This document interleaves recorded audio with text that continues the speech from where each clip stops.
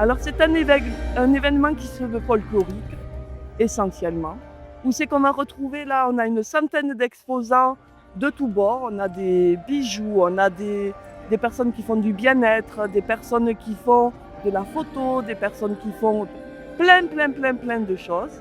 Et on a après des conférenciers, des auteurs écrivains qui sont dans le milieu spirituel.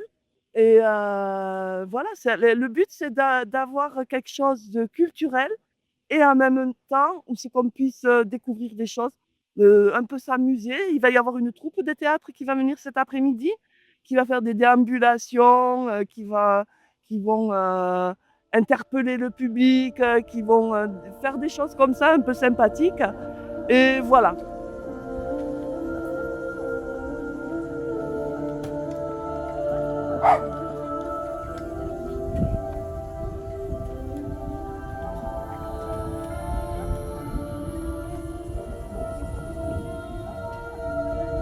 Après, le terme sabbat des sorcières, c'est intéressant aussi parce que les sabbats sont souvent des anciens lieux où les gens faisaient des réunions, mais pas des sorcières en tant que telles. C'était des fêtes par rapport au solstice, etc.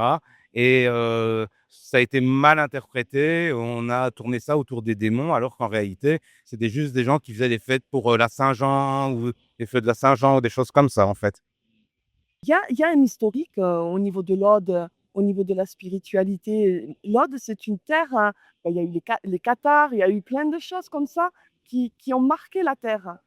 Est-ce qu'il y a une demande? Je ne sais pas, mais en tout cas, on rencontre beaucoup de personnes qui Qui sont sont intéressés, qui trouvent que l'idée est intéressante de justement développer ce genre d'événement et qui justement disent qu'il faut que ça continue à perdurer. Donc, je pense qu'il y a une demande, oui, et enfin, du moins, c'est ce que nous on ressent, ce qu'on a comme retour en fait. Tout ou rien en même temps, voir s'il y a des choses, qui peuvent, éventuellement, m'attirer et voilà, découvrir, ou revoir certaines choses. Ah, je suis plutôt dans l'ésotérisme, le tirage de cartes, et puis tout le reste d'ailleurs qui s'accompagne.